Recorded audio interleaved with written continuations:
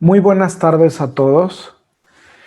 El día de hoy, Perbios México tiene el honor de recibir a un gran amigo y un gran profesional, al doctor Mario Álvarez Torrecilla. Voy a dar un muy pequeño resumen de su currículum. La verdad nos llevaría mucho tiempo platicar de la experiencia y de la calidad humana que tiene el doctor. Él es médico cirujano, graduado del Instituto Politécnico Nacional. Él es también médico especialista en medicina legal por la Universidad Nacional Autónoma de México, maestro en ciencias penales y criminalística, y está reconocido por el Consejo Mexicano de Medicina Legal y Forense. Se ha laborado en varias instituciones públicas, la última que podemos mencionar, en la cual tuvo una gran participación, es en la anterior llamada Policía Federal. Doctor, bienvenido, muchísimas gracias y le cedo el micrófono. Adelante, gracias.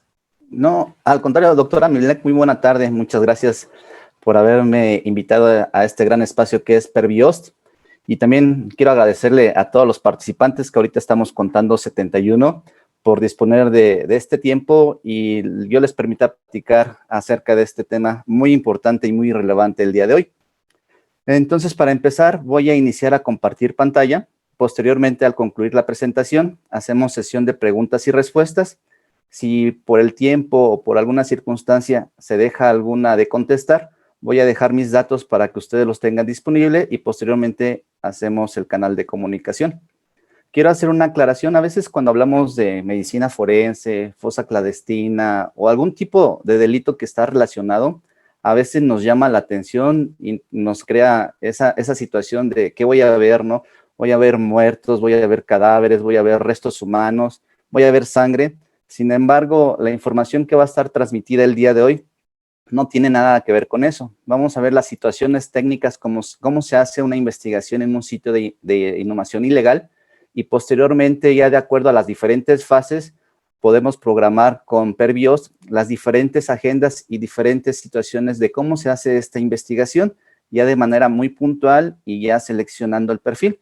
Lo que quiero decir que como es un fenómeno muy serio, lo vamos a manejar de tal magnitud. No nos vamos a prestar a lo que se pueda generar de morbo o cualquier otra circunstancia afín. De esta manera, ahorita empiezo a presentar pantalla. Cualquier observación que ustedes tengan, que no se escuche o que no se vea, por favor me la hacen saber. ¿Listo, doctor? ¿Ya se escucha? ¿Ya se ve mi presentación? Perfecto. Entonces, el tema que nos corresponde el día de hoy es la investigación forense en sitios de inhumaciones ilegales. Vamos a hacer un pequeño contexto de cómo está este fenómeno delictivo en México y posteriormente cuáles son las circunstancias o retos que tiene el Estado, los colectivos y diferentes instituciones para dar una adecuada respuesta a este fenómeno. Finalmente vamos a ver los pasos que se tienen que realizar para investigar este delito y vamos a llegar a la etapa de conclusión. Para comenzar, como en algunas otras pláticas lo he hecho, comienzo con esta frase porque es muy real y es muy verídica este sentir de todas las familias que se encuentran en un proceso de una persona desaparecida. No sé si ustedes hayan tenido la desgracia o la mala suerte de contar con un familiar, un amigo, o ustedes hayan caído en esta situación de desaparecer. ¿Cuál es la emoción y cuál es el problema que le genera a sus familiares? Menciona Carmen Naranjo en una de sus estrofas: ayer te busqué en ese asiento vacío del avión, en ese asiento vacío del parque, en ese asiento vacío del vestíbulo, en ese asiento vacío del taxi, en ese asiento vacío del comedor, en ese asiento vacío de mi cuarto. Hoy te seguiré buscando. Esta frase es muy real y es algo que están viviendo los colectivos. Los colectivos son organizaciones que están formadas por diferentes personas que han perdido algún familiar y ellos han tomado una gran iniciativa y en colaboración con el Estado están iniciando diferentes búsquedas. Estas búsquedas nunca se van a cansar hasta poder recuperar a su ser querido. Se está privilegiando hacer la búsqueda en vida. Desafortunadamente, no todos los casos se puede llegar a este objetivo y desafortunadamente tenemos y encontramos diferentes restos humanos, cadáveres o diferentes elementos biológicos que ya son y corresponden a la persona que está buscando. Hasta ese momento van a dejar de buscar a sus familiares. Los derechos humanos son muy importantes y en este tipo de delitos se van a estar violando. La privación de la libertad del individuo solo debe de ser entendida como el inicio de una configuración de una violación compleja. Y es compleja porque se van a estar violando diferentes derechos humanos, la libertad, la vida, patrimonio y otros derechos que también tienen estas personas que desaparecen. Y este tipo de violación se va a prolongar hasta que se conoce la suerte y el paradero de la víctima. Básicamente vamos a tener dos opciones, que lo podemos encontrar en vida, pero en la mayoría de los casos los encontramos con la pérdida de la vida. Ustedes recordarán, el 30 de agosto de cada año se celebra el Día de las Personas Desaparecidas. En esta última celebración, no celebración, pero cuando se presentó esta fecha, el secretario general de las Naciones Unidas mencionó: la impunidad agrava el sufrimiento y la angustia en virtud del derecho internacional de los derechos humanos. Las familias y las sociedades tienen el derecho a conocer la verdad sobre lo ocurrido. Él hizo un llamamiento a los Estados miembros a asumir esta responsabilidad, de tal manera que cada estado, me refiero a estado por país, todo lo que corresponde al estado, de los diferentes estados es muy importante, o de los diferentes países, es muy importante que asuman esta responsabilidad para conocer la verdad, cuál fue el origen de esta desaparición y cuál es el paradero de las personas que están buscando. Ustedes tendrán muy cierto estas noticias. A veces prendemos la televisión, escuchamos el radio, nos metemos a redes sociales, continuamente vemos que hay una nota de una persona desaparecida que estaba realizando tal actividad y después ya no se supo el paradero. También tenemos que en otro sitio, en otro lugar, hay manifestaciones de colectivos. Estos colectivos están buscando a una víctima y tenemos tantas historias como personas que están buscando a sus familiares.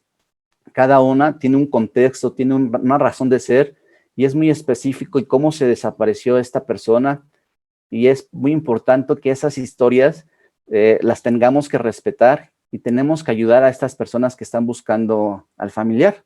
La causa de estas desapariciones es multifactorial. Puede ser, a veces se ha mencionado que ha sido el Estado o cuerpos de policías o también grupos delictivos, o a veces desconocemos qué es lo que está pasando porque está en proceso esta investigación. Sin embargo, no tenemos que dejar de lado que se tienen que hacer todas las investigaciones y se tiene que hacer una relación armónica en las partes que están interviniendo en la investigación de estos casos. Dentro de los antecedentes tenemos que al 7 de octubre del 2020 fueron reportados 77,178 personas desaparecidas. En el sexenio que está actualmente, se mencionaba que al 7 de octubre del 2020 se han reportado 77,178 personas desaparecidas. En este sexenio que se ha investigado, 4,092 corresponde al número de fosas o sitios de inhumaciones ilegales, de las cuales se han recuperado 6,090 cuerpos humanos, de los cuales se han identificado 41,2% y posteriormente de ese porcentaje, el 23% se ha entregado a un familiar. Entonces, como vemos, son cifras alarmantes en relación a las personas desaparecidas. Sin embargo, aún estamos muy lejos de dar con el paradero de toda esta cifra. Aún está en proceso de búsqueda todas las demás personas que nos han encontrado. Y como les mencioné, todavía tenemos dos opciones que podamos encontrar, que es el objetivo primordial, encontrarlas con vida, pero desafortunadamente otras vamos a encontrarlas ya sin vida.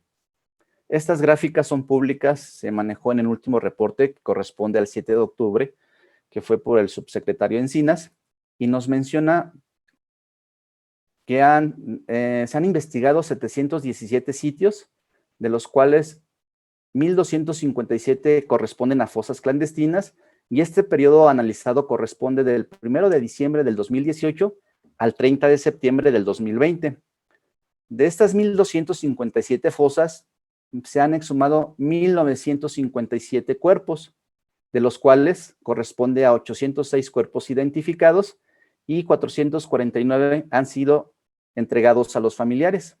Aquí vamos a ver dos cuadros o dos tablas donde nos mencionan cuáles son aquellas entidades con mayor número de fosas clandestinas y corresponde a Veracruz, Sinaloa, Colima, Guerrero, Zacatecas.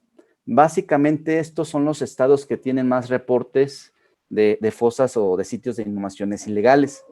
Posteriormente les voy a mostrar esta gráfica para señalar en dónde se han encontrado mayor cuerpos exhumados y fosas clandestinas. Tenemos que es en Sonora, en Sinaloa, Tamaulipas, Veracruz, Zacatecas, Colima, Jalisco y Guerrero. Nosotros podríamos interpretar que de esta manera van a estar relacionados con aquellas entidades, que se producen más hechos violentos o mayores hechos delictivos. Hay una proporción directa entre el hallazgo de estas fosas clandestinas con la presencia de grupos criminales. De tal manera, los números nos van a dar esos indicadores para modificar las estrategias de seguridad pública. Entonces, esto nos va a llevar a presentar una crisis a nivel Estado, institucional o como quieran llamarle, que se tiene que estar resolviendo.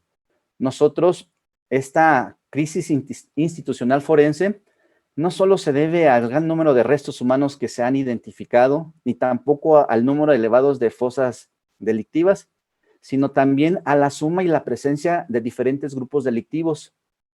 Asimismo, estos métodos que están empleando los grupos delictivos, anteriormente utilizaban, por ejemplo, el descuartizamiento de estas personas y los inhumaban o los dejaban en diferentes lados. Sin embargo, el grado de criminalidad o las técnicas fueron evolucionando. De esta manera utilizan métodos para tratar de desaparecer a estas personas, de tal manera que para el Estado sea más difícil la identificación y ubicarlos y encontrarlos. Por decir alguno, a veces utilizan algunos medios de combustión, utilizan algún depósito donde después de haberlos descuartizados a estas personas, las depositan, utilizan un combustible o algún acelerante y después los empiezan con la acción del calor y el fuego, hace que se haga una combustión, pero aparte de ello utilizan otras sustancias para tratar de disolverlo. El efecto de todas estas sustancias y este proceso va a dejar poca materia orgánica que sea susceptible de análisis y de confronta con los familiares. Cuando llegamos a este punto, va a ser como más complejo el proceso de identificación, de tal manera que las instituciones tienen que evolucionar en esas técnicas de identificación para buscar otros elementos susceptibles de análisis y nos puedan apoyar a esta manera de identificación. Por lo tanto, esta crisis de violencia va a representar un reto para las capacidades, los recursos y los procesos científicos del Estado. Nosotros tenemos que mejorar nuestras técnicas de identificación, pero asimismo se tiene que combatir la presencia de estos grupos delictivos para evitar que se presente estas situaciones de desaparición por parte de estos grupos que ya mencioné. De esta manera, en el año 2019, o 2018 me parece, se hizo un estudio, un diagnóstico forense a nivel nacional, en el cual se hizo una valoración de los diferentes servicios médicos forenses para ver cuáles eran las capacidades periciales y capacidades forenses que ellos estaban utilizando para poder hacer la identificación de los cuerpos que eran recibidos ahí. Se llegó a las siguientes conclusiones. Dentro de la infraestructura, mencionó que hay una falta de infraestructura adecuada. También no es suficiente y tampoco está en óptimas condiciones para el desarrollo de los métodos de identificación de las diferentes actividades: medicina legal, antropología, criminalística, genética y entre otras ciencias periciales. También se determinó que el personal que está actuando en estas investigaciones es escaso y también hay poco personal que está especializado y por lo tanto no es suficiente para atender la demanda que se está presentando en cada una de las regiones que se están investigando este tipo de delitos. Asimismo, se determinó la poca aportación o los recursos materiales limitados de tal manera que van a limitar, propiamente dicho, la operación efectiva en las especialidades forenses. A veces algunas entidades carecen de material necesario para hacer la investigación y por lo tanto no se puede establecer este mecanismo, de tal manera que todos estos parámetros que estamos observando son variables que se tienen que mejorar para que podamos nosotros hacer una identificación correcta y completa. Otro de los criterios que también fue valorado es que los criterios homologados en las diferentes entidades no están presentes tampoco para conservar estos cadáveres.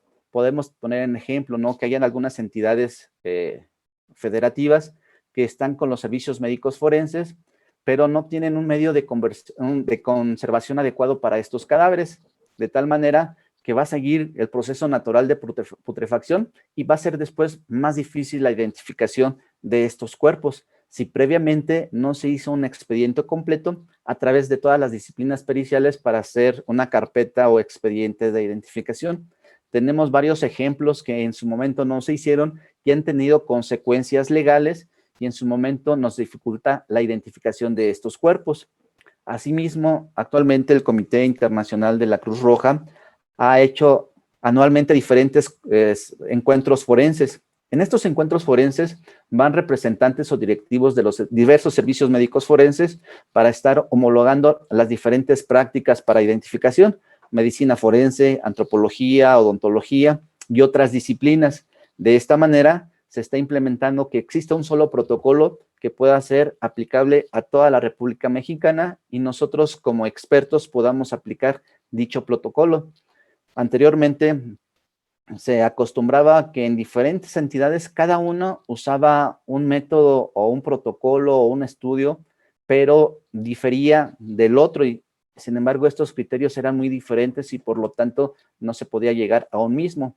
Nosotros usamos el método científico, somos los expertos en esa área y si nosotros aplicamos el método científico y utilizamos los mismos protocolos, invariablemente, independientemente de donde se haga este estudio, tendríamos que llegar al mismo resultado. Ese es el ideal y es por lo que se está trabajando actualmente. También otro punto muy cierto es que hay carencia en insuficiencias de cementerios forenses.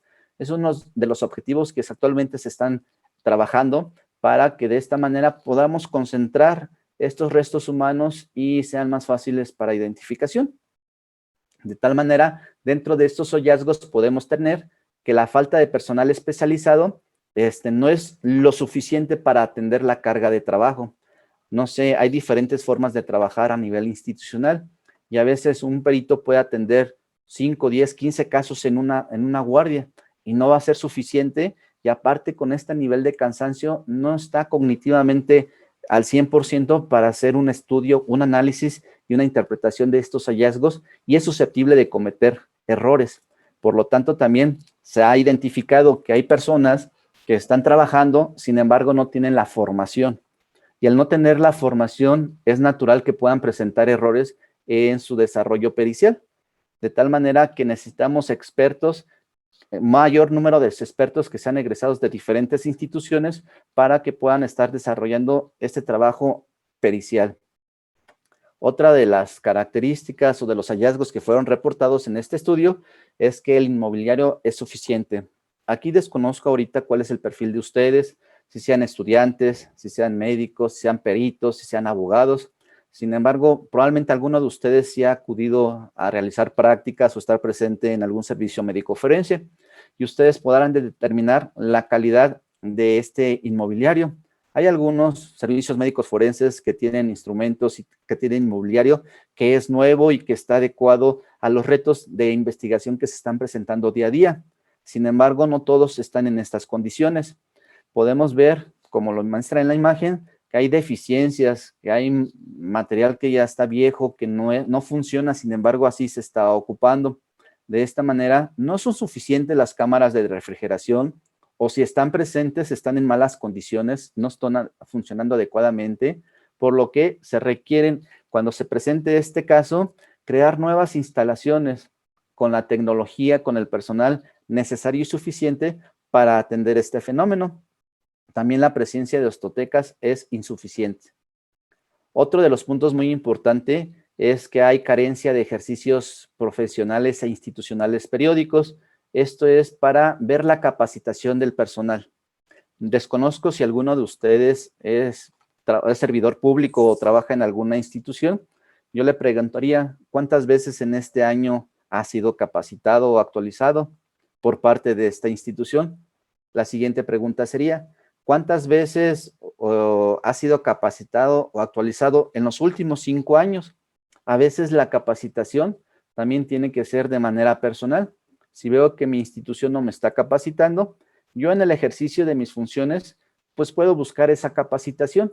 ¿Y por qué? ¿Cuál sería el beneficio?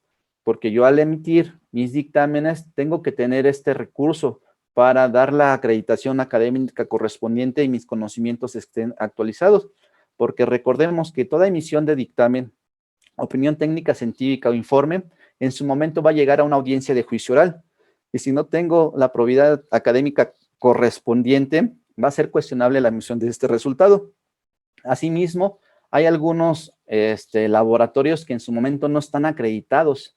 Esta acreditación es muy importante porque va a reconocer que está cumpliendo con estándares de calidad que a través de normas nacionales e internacionales se están cumpliendo, y de esta manera se le va a dar la doble certeza a la emisión de estos dictámenes o estas opiniones, la que le va a dar la certificación del perito, que quiere decir que está con un conocimiento y tiene la experiencia y la capacidad para emitir estos dictámenes, pero también la acreditación del laboratorio, que le va a hacer lo mismo, pero a través de sus equipos.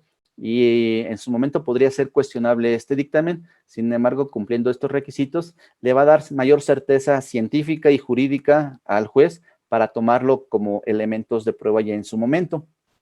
También, otro de los retos que se ha presentado en hacer este diagnóstico es la dificultad para implementar diferentes protocolos homologados. En algunas especialidades no hay estos protocolos, de tal manera es uno de los retos y uno de los objetivos que se está haciendo a nivel institucional para implementar protocolos homologados en las diferentes disciplinas. También, aunque ya en algunas instituciones o ya existen estos protocolos nacionales, estos protocolos no es del conocimiento de todos los peritos, y ellos, algunos sí lo están aplicando, pero otros no los están aplicando. De esta manera tenemos que hay diferentes factores que van a estar influyendo en la identificación de estas personas desaparecidas. Unos son a nivel personal, a nivel institucional y a nivel estado. De esta manera, cuando ya se detectaron estos hallazgos, se está dando respuesta para poder subsanarlo. Entonces, en primer lugar, se ha determinado que estas investigaciones van a estar enfocadas para hacer la búsqueda en vida de las personas. Así también va a estar enfocado a hacer diferentes tipos de rastreo y la localización finalmente de cuerpos o restos humanos en campo. También, dependiendo de la región, se tiene que estar realizando frecuentemente diferentes mapeos o uso de la tecnología a través de drones, fijación de fotografías para el señalamiento de diferentes zonas susceptibles de investigación.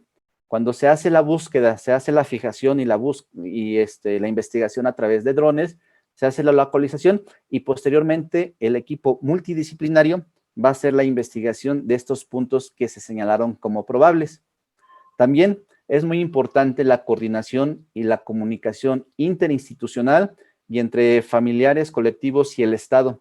De esta manera, también se ha buscado la coordinación con organizaciones especializadas en materia forense para adquirir este conocimiento. Se está capacitando tanto a instituciones como personas que andan haciendo esta búsqueda para que los procesos de investigación y los procesos de búsqueda estén alineados a un estándar, a un protocolo. Y esto es muy importante porque en el proceso tenemos que garantizar que se están llevando todo lo que se realiza de acuerdo a lo que menciona la ciencia. También aquí es muy importante la comunicación entre los colectivos y las autoridades y los peritos y los familiares. De esta manera, dentro del proceso de investigación, vamos a quitar todas las dudas que se presenten. Anteriormente no se hacía esta comunicación. Entonces se hacía la investigación por un lado, el Estado, las instituciones, los peritos, y dejaban a un lado a las víctimas. Sin embargo, ahí se generaron muchas dudas. Ahora es un proceso transparente en el que en el mismo proceso de búsqueda participan los dos elementos y hay una mayor comunicación. Ante la duda, el Estado está obligado a darle las respuestas que estas personas están buscando. Y también dentro de las estrategias actualmente que se están llevando es la creación de un banco de ADN. Actualmente cada Procuraduría General de la República también, cada uno de ellos tenía un banco de datos a nivel genético. Ahora se está buscando ya implementando este banco de ADN de manera nacional para el intercambio adecuado de esta información. De tal manera que ahorita los colectivos se están organizando, y me refiero a colectivos, como ya lo mencioné, al grupo de personas que están de manera afín buscando a un familiar. Ellos, mis respetos, porque están siendo capacitados en técnicas de criminalística, medicina forense, antropología, porque como es un proceso que ya están llevando a cabo, un proceso de búsqueda, quieren hacer esta búsqueda alineado a los diferentes procesos. Hacen el reclamo del Estado para que siga haciendo la búsqueda y no se canse de realizar este tipo. Asimismo, las instituciones están llevando esta organización y esta coordinación entre las diferentes instituciones que participan y darle la comunicación a la autoridad correspondiente y también a los colectivos que participan. Para ello tenemos el eje rector, que sería la Comisión Nacional de Búsqueda. Esta comisión también tiene sus comisiones estatales de búsqueda y de la misma manera se está trabajando la coordinación, de tal manera que esta búsqueda es a nivel nacional y se hacen jornadas de búsqueda o semanas de búsqueda para dar con el paradero de las personas que están buscando. Y cabe resaltar que esta búsqueda se va a dar prioridad en hacer una búsqueda en vida. Cuando no tenemos elementos positivos para hacer esta búsqueda, ya nos dedicamos a hacer una búsqueda de fosas o sitios de inhumaciones ilegales. Tenemos que recordar que hay dos conceptos y los tenemos que diferenciar, porque al parecer pudieran ser lo mismo, pero significan totalmente lo contrario. Me refiero a que una persona desaparecida, de acuerdo al artículo 4, fracción 15 de la Ley General en materia de personas desaparecidas, nos menciona que se conoce a aquella persona cuyo paradero se desconoce y presumimos que su ausencia se relaciona con la comisión de un delito a partir de cualquier indicio. Y una persona, aquí tengo un error, pero es no localizada, aquella persona cuyo paradero se desconoce y presumimos que su ausencia se relaciona con la comisión de un delito a partir de cualquier indicio. Voy a aclarar, perdón, porque hay errores en esta gráfica. Persona desaparecida está relacionada con la presencia de un delito. Aquí tiene que decir persona no localizada. Su desaparición no está relacionada con la comisión de un delito. Entonces, ya para hacer más gráfico el ejemplo, nosotros estamos en la vía pública, vemos una persona que está caminando, llega un vehículo, salen unas personas y a la víctima la forcejean y posteriormente la introducen a un vehículo y después ya empiezan las llamadas para solicitar un rescate. Aquí esta desaparición corresponde a la comisión de un delito. Valdría entonces el concepto de persona desaparecida. Persona no localizada. Una persona está en su casa, de repente sale y no llega. Los familiares empiezan a hacer su búsqueda y no la encuentran y después a las 24 horas regresa este familiar. Nunca estuvo relacionada con un hecho delictivo. Por algún enojo se fue con los amigos y después regresó. Mientras duró este proceso, cayó en el concepto de persona no localizada. El siguiente concepto que tenemos que tomar en cuenta, fosas clandestinas. También se le llama sitios de inhumaciones ilegales. Como concepto tenemos que son lugares en los cuales se inhumaron cuerpos o restos humanos sin seña alguna que denote su existencia, sin el conocimiento de las autoridades o con el propósito de ocultar el paradero de una o más personas. Continuando, aquí en el código, en estos códigos, ordenamientos jurídicos, se menciona que se impondrá de 3 días a 2 años o de 30 a 90 días multas al que oculte, destruya o sepulte un cadáver o feto humano sin la orden de autoridad que deba darla o sin los requisitos que exijan los códigos civil y sanitarios o leyes especiales. Cuando ustedes tienen conocimiento de que una persona pierde la vida, si es de muerte natural, se le da de conocimiento a un médico para que emita un certificado de defunción. Posteriormente, este certificado de defunción se va al registro de civil y ya se le da su acta de defunción y posteriormente se hacen los trámites correspondientes para darle una inhumación en un cementerio. Cuando este proceso no se presenta, es decir, una persona pierde la vida, no se le da conocimiento a las autoridades, posteriormente se inhuma y ya después esta persona nunca se está en el registro civil como que ya falleció, a esto se le va a llamar una inhumación ilegal. También nos menciona el siguiente artículo, se impondrá pena de 5 a 8 años de prisión o de 500 a 1000 días multa a quien incinere, sepulte, desintegre, destruya total o parcial el cadáver o restos humanos sin la autorización de las autoridades competentes en la materia. Si ustedes ven este concepto, son situaciones que generalmente la delincuencia está realizando. Los incinera, los descuartiza, desintegre, los destruye de manera parcial o total este cadáver, sin darle conocimiento a las autoridades. De esta manera, tenemos que estos conceptos corresponden a una inhumación clandestina. Actualmente, el hallazgo de estas fosas, como lo mencionaba en mis diapositivas iniciales, corresponde a los patrones de violencia que están en los diferentes estados, municipios, y es muy importante también conocer las técnicas que están utilizando estos grupos criminales para desaparecer a estas personas. Conociéndolos, podríamos prevenirlos también y de esta manera también mejorar las técnicas de identificación para obtener resultados óptimos. Es muy importante conocer actualmente cuáles son las condiciones y cuando estudiamos un problema tenemos que utilizar las diferentes disciplinas.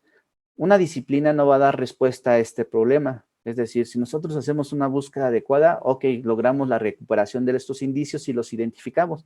Es uno de los eslabones. O si tenemos a los mejores antropólogos, sociólogos, etcétera, no es suficiente con una disciplina. Tenemos que usar las diferentes disciplinas forenses para que de manera coordinada y a través de un engrane científico podamos dar diferentes respuestas de prevención, de investigación y en su momento pues, dar la sanción que corresponda al grupo criminal. También es muy importante generar contextos que faciliten el acceso al acceso de la justicia y reducción de la impunidad. Si nosotros vemos, vamos a determinar que no corresponden las carpetas de investigación con el número de personas desaparecidas. Hay muchos casos que no se denuncian y de los que se denuncian hay muchos casos que aún están en proceso. Sin embargo, hay otros que aún no están y hay muchas situaciones que se tienen que mejorar para que se pueda llegar a un resultado positivo. De esta manera, con la participación de los expertos y de manera coordinada, como ya lo dije, de los diferentes participantes, contribuir al acceso a la verdad, crear nuevas formas de memoria con miras para que ya no se estén repitiendo estos delitos, estas desapariciones y ver dónde se están estos puntos de inhumaciones ilegales y poner mucha atención sin dejar de percibir los otros estados. Llegando al punto de investigación forense de personas desaparecidas, podemos determinar qué es el conjunto de acciones y que son de manera técnica, de manera científica, que nos van a permitir establecer la identidad, la causa de muerte, la manera de muerte y también cuáles fueron las circunstancias que se presentaron para que esta persona inicialmente desapareciera, posteriormente perdiera la vida, cómo perdió la vida y en dónde fue depositada para que en su momento los expertos la pudieran recuperar. Entonces, todo este proceso que pasó esta persona desde que se sustrajo desde el núcleo donde está hasta que desapareció y perdió la vida, lo tienen que conocer las diferentes disciplinas. Aquí participan la antropología social, antropología forense, arqueología forense, odontología forense, y todos los que ustedes piensen que puedan participar, pudieranse poner un ejemplo, son susceptibles de participar. Ya lo mencionaba, este fenómeno delictivo es una grave violación a los derechos humanos, porque no solamente un derecho humano se viola, sino van a ser los diferentes que tiene esta persona. Entonces, lo podemos registrar de la siguiente manera. el derecho a la protección y a la asistencia a la víctima, el derecho a un nivel adecuado de vida, el derecho a la salud, el derecho a la educación. De tal manera que son muchos derechos los que se están violando, y de esta manera va a repercutir también con los familiares que se quedan con esta persona que desapareció. Nosotros en nuestras investigaciones tenemos que cumplir diferentes principios, y estos principios son de efectividad y exhaustividad. Es decir, todo lo que hagamos lo tenemos que hacer de manera efectiva y agotar los últimos recursos para poder llegar a un buen resultado. Todo lo tenemos que hacer de acuerdo a una debida diligencia, cumpliendo con los protocolos que lo marca nuestra especialidad, protocolos institucionales, pueden ser nacionales e internacionales, todo aplicando un marco jurídico adecuado. Siempre vamos a utilizar un enfoque humanitario.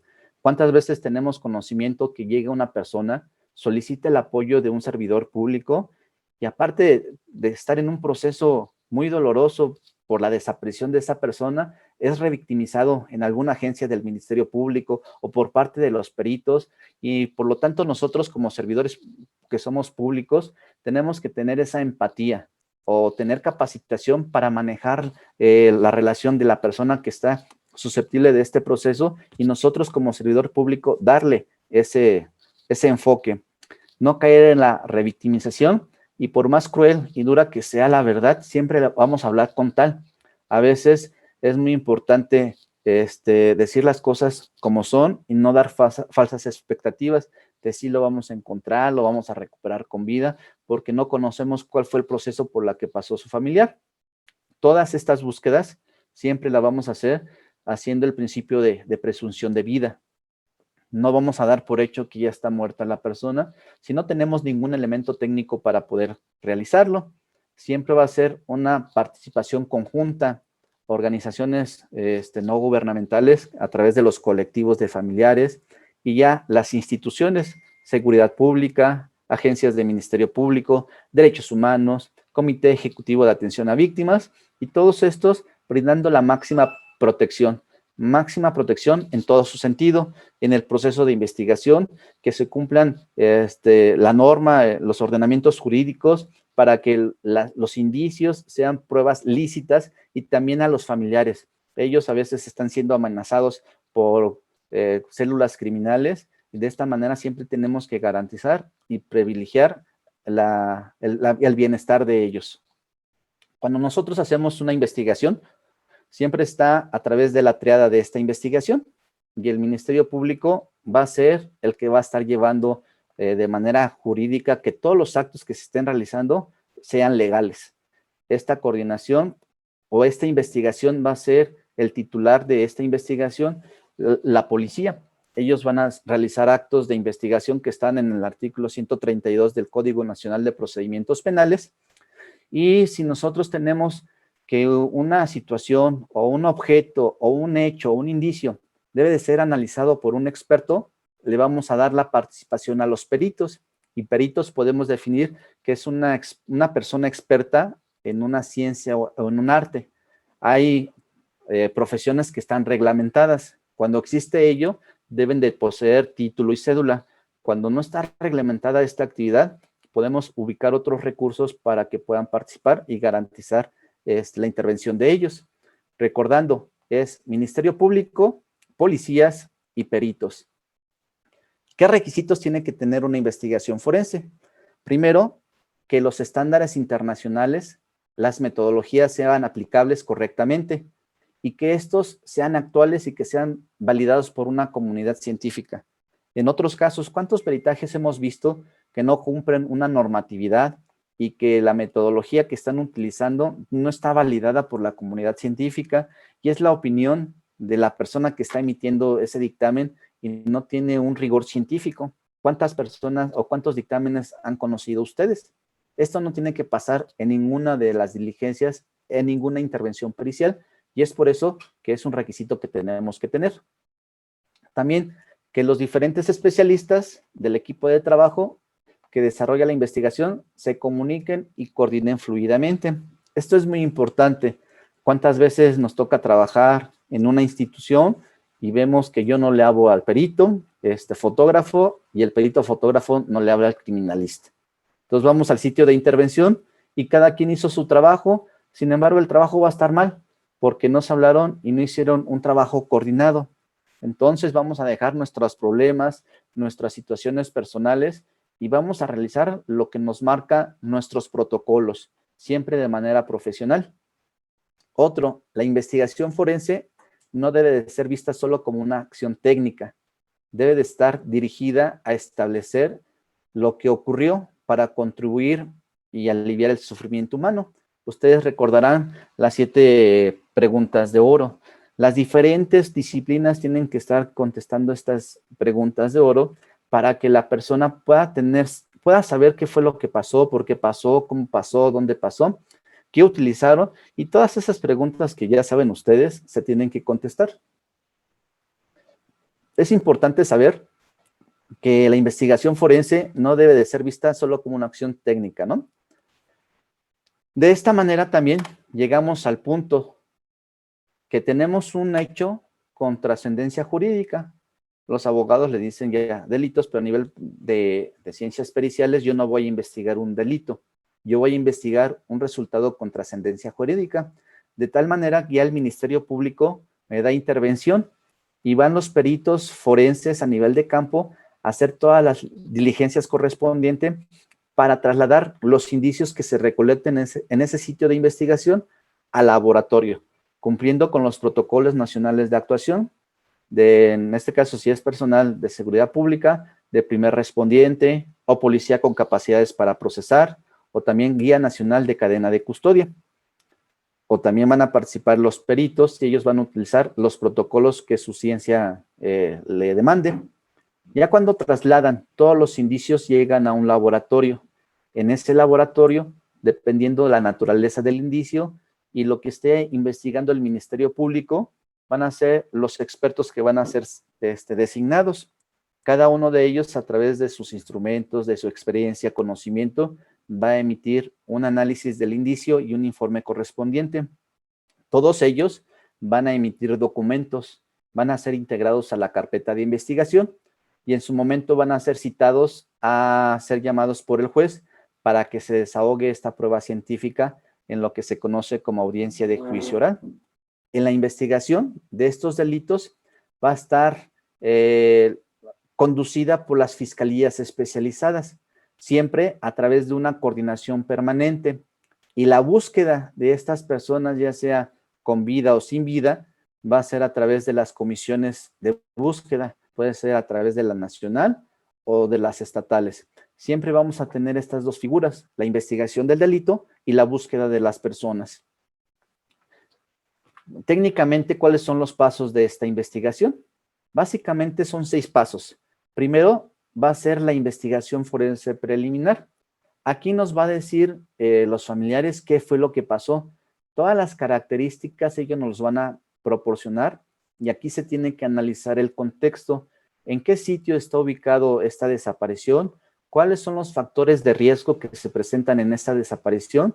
Y van a estudiar el fenómeno a través de antropología social, criminología, para conocer el contexto de este punto. También los familiares van a aportar elementos muy importantes de identificación, alguna historia clínica o alguna historia odontológica, si existen placas, si existen cirugías, si existen padecimiento u otros medios de identificación, porque en su momento esta información antemortem va a ser cotejada con los datos y con los resultados que arrojen los peritos. Aquí vamos a obtener los datos de la media afiliación, estatura, sexo, edad, características, alguna seña particular o cirugías, cicatrices que puedan identificar a esta persona.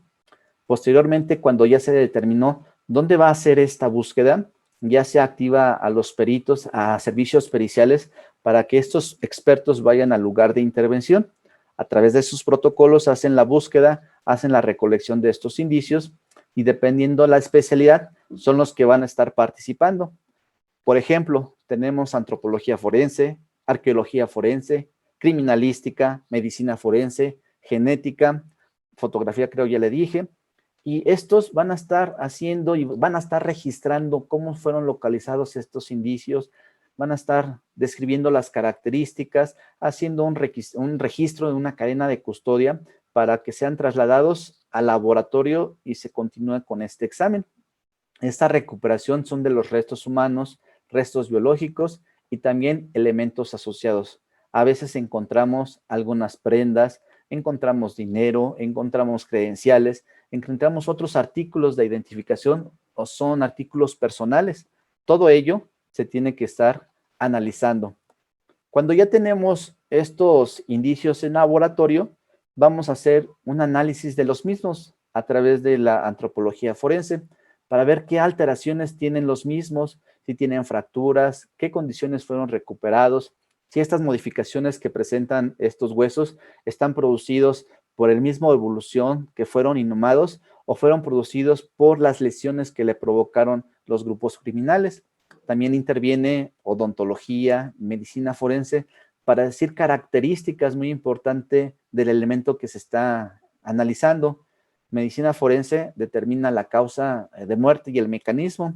A veces tenemos elementos mínimos para poder hacer una determinación completa y tenemos que hacer los exámenes o los informes correspondientes. Ya de manera coordinada y con los datos, ellos van a generar resultados. Estos resultados serían la causa de muerte, manera de muerte. Si estos elementos que están estudiados corresponden a una o a varias personas, el sexo de las mismas, hombre o mujer, la talla, la edad, y tenemos que hay una edad antropológica y odontológica.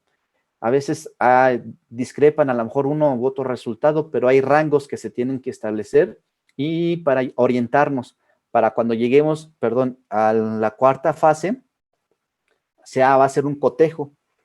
Recordemos que en el primer punto se hacía la recolección de todos estos datos ante mortem, es decir, qué edad tenía, el sexo, etcétera, etcétera.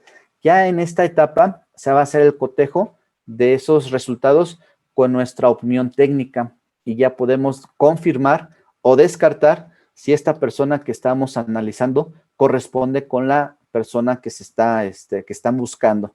Y es muy importante porque si no se hacen bien estos procesos, a veces se pueden entregar restos humanos a los familiares que no son. Si nosotros tenemos duda en algún medio de identificación, no vamos a entregar estos restos humanos y se van a hacer los estudios necesarios para confirmar o descartarlo.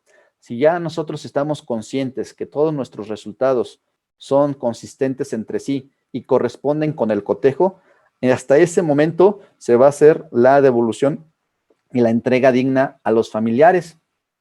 Cuando ya tenemos todos estos resultados, se va a hacer un protocolo, un dictamen integrador a través de las diferentes disciplinas. El dictamen de criminalística, de antropología, de odontología, medicina forense y arqueología, fotografía y todas esas disciplinas que participaron. El responsable de este dictamen integrado va a ser el médico forense. Todos van a hacer qué hicieron, cómo lo hicieron, qué técnicas utilizaron y qué conclusión llegan. Todos van a hacer este cotejo y una vez estando todos de acuerdo en este resultado, ya se va a entregar este dictamen a la autoridad ministerial. Cuando la autoridad ministerial ya tiene estos dictámenes y este resultado, ahora sí, hace una convocatoria a la reunión de trabajo, solicita que esté presente la víctima, su asesor jurídico, asesor victimal, también su comisión de derechos humanos, puede ser la estatal o la nacional, el comité de atención a víctimas nacional, estatal o nacional, y también se le puede solicitar que el perito, que uno de los peritos esté presente por si se presenta alguna duda que se tenga que resolver.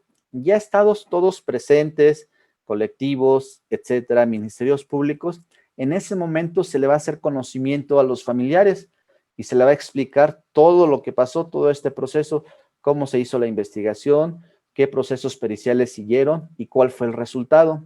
También es muy importante que exista la presencia de un psicólogo. Cuando se le entrega el resultado de que sí corresponden los restos recuperados con la persona que está buscando, ahí es en ese momento que entra una crisis y esta crisis es normal. Entonces la persona o el psicólogo va a estar ahí para darle acompañamiento. Nosotros no podemos neutralizar y decirle que no llore porque es un proceso natural, pero sí se le puede dar acompañamiento psicológico. Ya cuando se le entregó y ya está todo el proceso muy claro, en ese momento se le da el certificado de defunción y se le hace la restitución de restos humanos y elementos asociados. De esta manera, ya se está cumpliendo este ciclo.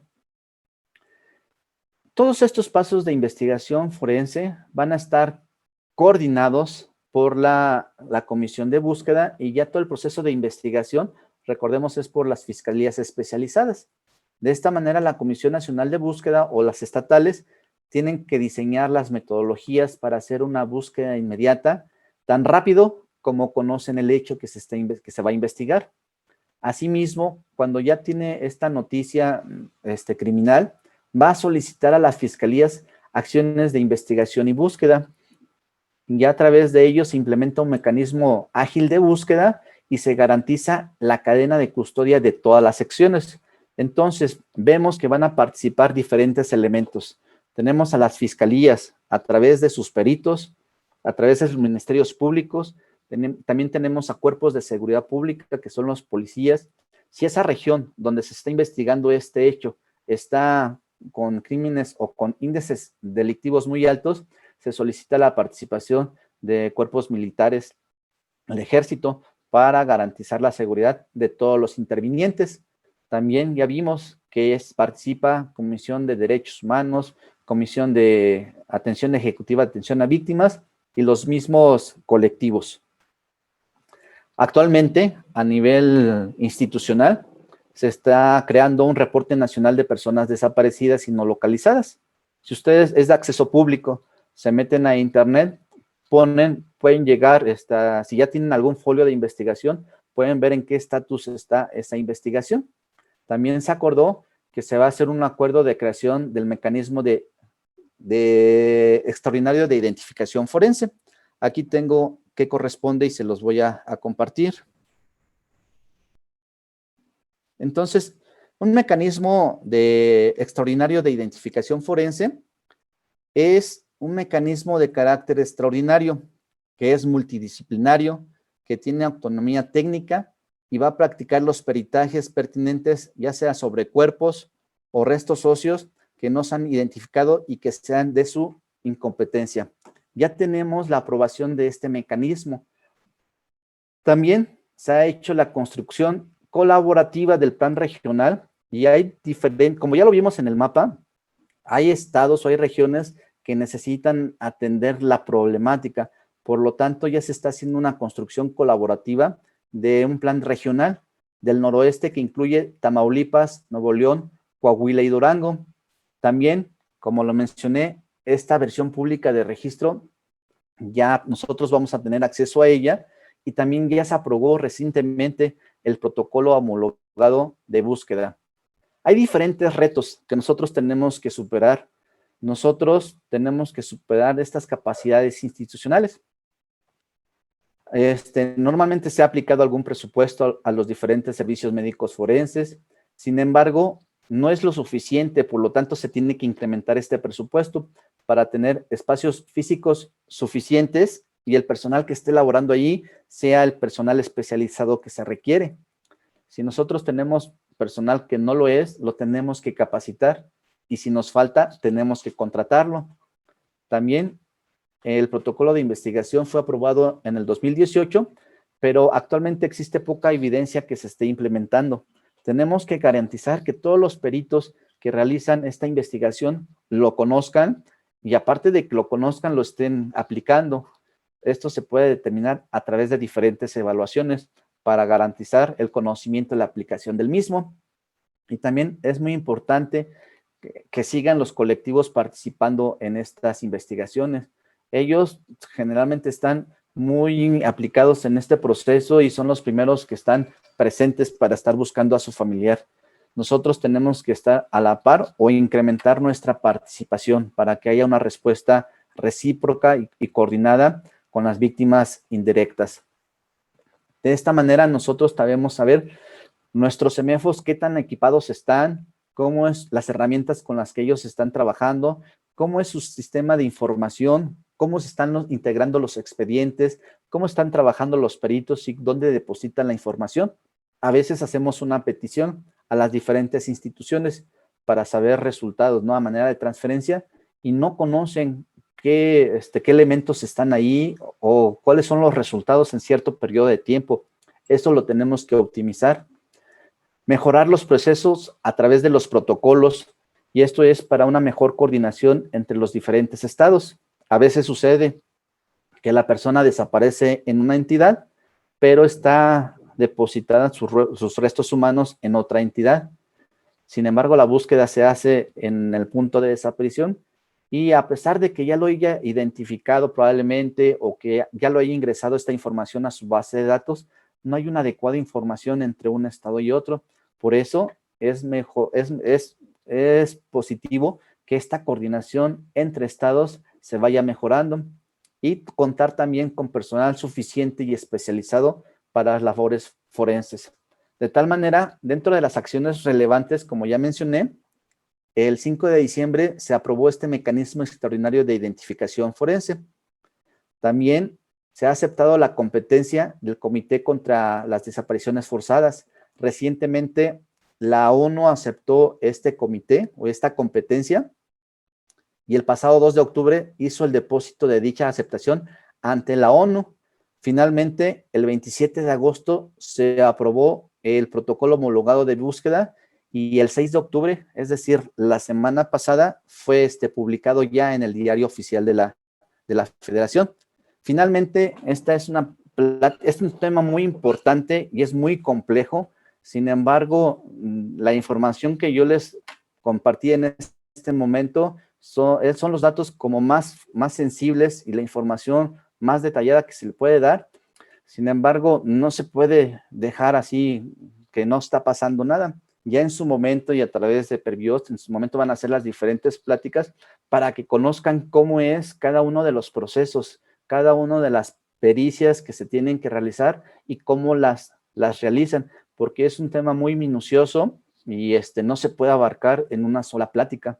Llegando al final de esta participación, tenemos que las conclusiones, la primera sería, toda persona cuyo paradero o ubicación se desconozca tiene el derecho a ser buscada por parte de las autoridades. Entonces nosotros cuando denunciamos ello, la obligación del Estado es iniciar todos los mecanismos correspondientes para que localicen a esta persona. Asimismo, los familiares y las personas que son directamente afectadas por esta desaparición tienen el derecho a que se busque a la persona desaparecida o no localizada. Nosotros no podemos estar bateando a las personas y decirle no pasa nada, después regrese para que ya si no aparece vamos a iniciar la búsqueda. Es una obligación de la institución y es un derecho de las personas que buscan a un familiar. También, cuando se tiene conocimiento del hecho, se deben de emprender el conjunto de acciones encaminadas a la obtención de información sobre el estado, la suerte o el paradero de una o más personas. Esto es para brindarles el auxilio si se encuentran cautivas, extraviadas o en peligro. Y en caso de que hayan perdido la vida, es la obligación del Estado accionar al grupo interdisciplinario para hacer la localización de los restos humanos, identificarlos y darle la devolución a sus familiares. La última, para una investigación forense integral, se debe articular toda la información forense obtenida de las diferentes ciencias forenses. Es decir, es muy importante saber interrogar a los familiares, obtener toda la información que nos puede ayudar al paradero y la identificación de la víctima. Asimismo, los expertos que participen deben de estar capacitados, deben de estar con el conocimiento actualizado para que su participación sea coordinada y los resultados puedan ser cotejados con la información que se proporcionó. Este sistema va a articular, va a dinamizar los resultados forenses de cada especialidad, facilitando de esta manera una decisión técnica con fines de búsqueda e identificación. Ya cuando cumplimos con esto, ya podemos entregar la información certera y fidedigna a los familiares. Estas son las referencias bibliográficas en la que se obtuvo esta información. Si ustedes la quieren, con gusto se las puedo hacer llegar sin ningún problema. Y en su momento, ahorita vamos a ver el mecanismo. Finalmente, yo les pongo esta diapositiva. Cuando tenemos una persona desaparecida, no solamente le falta a la familia que lo está buscando. Los desaparecidos nos faltan a todos. Y decía Alfonso Reyes Ochoa, el deber más santo de los que sobreviven es honrar la memoria de los desaparecidos. ¿Y cómo lo vamos a honrar? Cada uno haciendo lo que nos toca. Y si yo estoy en una institución, estoy ejerciendo mi especialidad de medicina legal y tengo intervención en este tipo de tema, voy a agotar todos los recursos y conocimientos que tengo para poder ayudar a esta identificación. Les agradezco mucho su atención. Yo soy Mario Álvarez. Si ustedes tienen alguna información que deseen obtener, les dejo aquí mis datos. Ustedes a través de su teléfono, con una aplicación QR, leen este código y ahí van a estar mis datos de contacto, teléfono, correo, etcétera, etcétera. Le pueden tomar una impresión de pantalla y después lo escanean o en este momento lo pueden hacer. Mi estimado doctor Abimelec, sería todo por nuestra parte. Si existen preguntas, estamos a sus órdenes.